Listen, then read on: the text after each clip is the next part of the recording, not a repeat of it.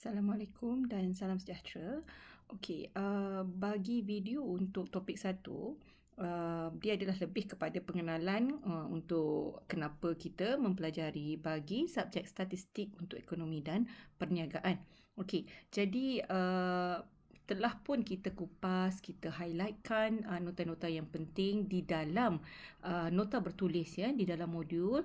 Makanya kita akan melihat kepada apakah sebenarnya objektif bagi kita mempelajari. Jadi saya akan tekankan parts yang penting dan juga berkenaan dengan beberapa komponen yang perlu pelajar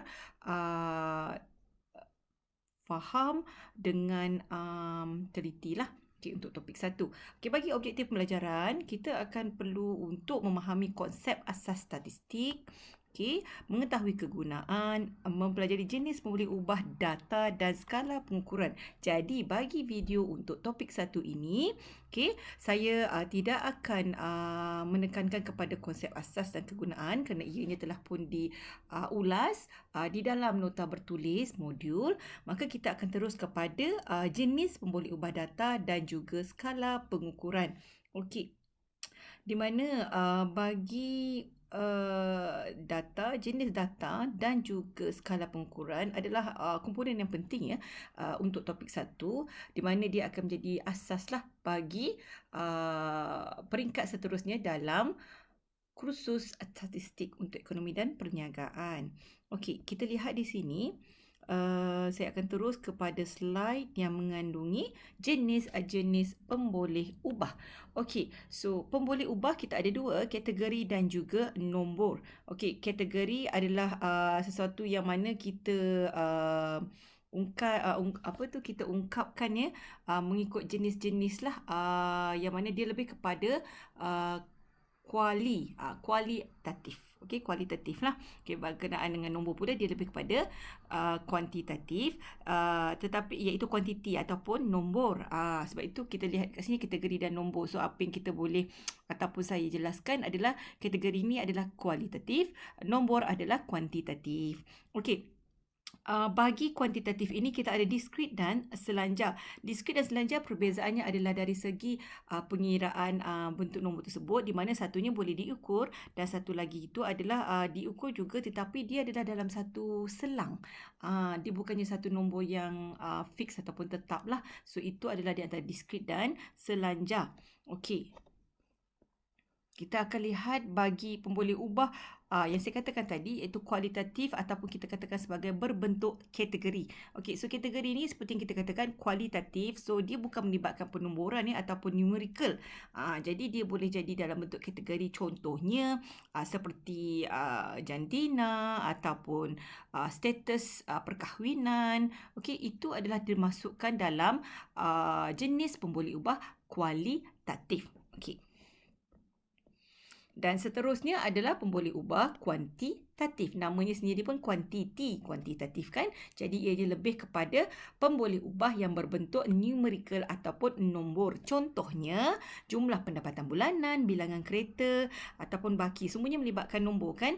Namun di dalam pemboleh ubah kuantitatif kita ada dua, iaitu pemboleh ubah diskrit dan juga selanjar. Yang mana saya katakan satunya adalah measurable dan satunya measurable ataupun diukur. Satu lagi tu kita kira, dikira, satu lagi diukur. Jadi untuk yang selanjar ini kita ukur, contohnya ketinggian ataupun seperti berat badan. Ia adalah sesuatu yang dalam selang tertentu. Itu adalah untuk pemboleh ubah diskrit dan selanjar. Okey. Jadi pemboleh ubah diskrit adalah daripada proses pengiraan. Ini saya katakan counting. Okey. Jadi dia mempunyai nilai integer.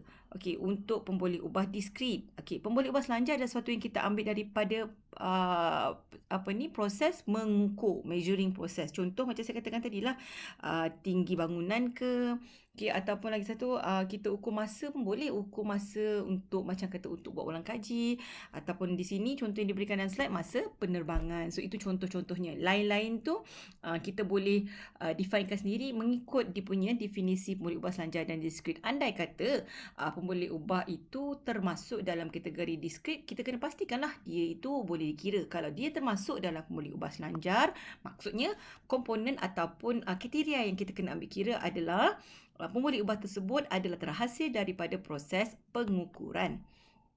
Okey, so di sini kalau kamu lihat contoh bagi dia punya peristiwa yang menggambarkan ataupun kita boleh lihat dia punya pembahagian kepada jenis pemboleh ubah ya di sini. Okey, dan ini juga termasuk dalam modul yang kita berikan. Okey, kamu boleh rujuk sama. Okey, untuk contoh bagi jenis pemboleh ubah. Okey, seterusnya yang komponen penting dalam topik 1 adalah skala pengukuran. Okey, kita mempunyai beberapa skala pengukuran. Okey, yang mana dia ini adalah memberikan nilai bernombor kepada kita punya pemboleh ubah. Okey, dan kita ada 4 jenis iaitu skala nominal, ordinal, selang dan juga skala diskrit. Okey, so kita akan jelaskan komponen yang penting lah untuk setiap jenis skala pengukuran supaya para pelajar dapat membezakan ataupun kita kata mengenal pasti jenis-jenis skala pengukuran. Okay, sebab perkara ini dia boleh menyebabkan kekeliruan lah dalam kata kita mengenal pasti skala pengukuran. Okay, kita lihat di sini skala nominal. Okay, kita classify atau kita kategorikan data ke dalam kategori. Okay, jadi bila kita kata kita letak di dalam kategori, apa yang dimaksudkan dekat sini adalah dia punya kategori yang kita assign ataupun kita umpukkan hanyalah dikatakan sebagai perkataan ataupun just nama sahaja yang kita umpukkan. Dia tidak ada maksudnya tidak ada memberi nilai macam contoh yang kita letak dia sebagai kelas yang pertama atau kedua ke. Bukannya bermaksud dia ada dia punya ranking ataupun peringkat dia, maksudnya ni yang paling utama, yang ini yang paling rendah. Bukan. Just a number, just a name. Nama sahaja ataupun nombor sahaja. Maksudnya tidak memberi apa-apa makna. Okey. Itu adalah skala nominal. Okey, dan saya nak bezakan di sini dengan skala ordinal. Ini yang kita katakan keupayaan kita untuk mengenal pasti jenis skala. Okey, bagi skala ordinal pula, kita memang kategorikan atau kita classifykan ke dalam kumpulan yang berbeza. Namun, kumpulan yang berbeza itu dia ada dia punya keutamaan ataupun pangkat ranking. Ini yang beza dengan skala nominal. Okey, skala ordinal ada dia punya pangkat ataupun keutamaan lah. Contohnya yang terbaik lah untuk pelajar, yang mana saya rasa semua pelajar pun faham. Contoh yang terbaik adalah grade peperiksaan. Okey, kalau kita katakan grade A, B, C dan E, confirm semua pelajar pun tahu grade A itu adalah yang terbaik. Kan tak mungkinlah grade A itu gagal. Okey, sebab itu saya katakan bagi skala ordinal, bila kita nyatakan kita dah tahu dah dia ada dia punya pangkat ataupun ranking ataupun dia punya keutamaan dia. Macam contoh kalau grade peperiksaan, A yang paling terbaik lah, yang cemerlang kan. Kalau kata F, of course yang memang kita tak nak lah, iaitu gagal. Okey, so maksudnya di sini skala ordinal dia mengkategorikan atau mengklasifikasikan kumpulan-kumpulan yang berbeza, dan kita akan umpukkan setiap kumpulan itu mengikut peringkat keutamaan ataupun pangkat. Okey, so itu adalah skala ordinal. Alright. Okey, kemudian kita ada skala selang ataupun interval. Selang ni dia sepertinya ada yang tertinggi dan maksudnya ada nilai terendah dan tertinggi antaranya, in between, selang. Okey, ataupun range, itu kita katakan interval. Jadi dia mempunyai, kita katakan, jarak antara ukuran lah dalam satu skala yang sama. Okey. So untuk skala selang, okey, dia ada dia punya perbezaan hanyalah antara ukuran, merupakan satu saiz yang konstan ataupun tetap. Contoh yang diberikan dekat sini, perbezaan antara 10 darjah Celsius dengan 15 darjah Celsius. Apa perbezaannya? 5. Sama jugalah kalau kita katakan antara 20 dan 25 darjah Celsius, perbezaan pun 5. Jadi maksudnya perbezaan antara kedua-dua tingkat suhu sama ada antara 10 dan 15, walaupun suhu berbeza kan, adalah sama, iaitu 5. Tidak kira dia punya kedudukan dalam skala yang paling tinggi ke rendah ke. Cuma yang kita nak dapatkan dia punya perbezaan sahaja. Okey, jadi Skala selang, kita mengira beza antara dua nilai. Okey, tetapi kalau skala ordinal kita tak kira. Itu yang sebelumnya tadilah. Okey, dan juga untuk skala selang, nilai sifar tidak akan memberi apa-apa makna. Contoh kalau kita dapat perbezaannya sifar, dia tidak bermakna sejuk. Hanyalah satu nilai pada sesuatu skala. Itu skala selang. Okey, kita lihat apa yang kita nak bezakan. Lagi satu iaitu skala nisbah. Okey, skala nisbah ataupun ratio bermaksud skala dia sama dengan skala selang, okey, tetapi nilai sifar untuk skala nisbah ada makna. So itu perbezaan yang ketara lah. Okey, maksudnya sifar bermaksud tiada. Contohnya ya, okey, kalau kita katakan kategori pendapatan ke umur ke, kalau kita lihat di sini ulasan dia adalah mengenai pendapatan. Katakan pendapatan sifar. Macam tadi kita katakan untuk skala selang, nilai sifar tak ada makna. Dia just perbezaan saja kan.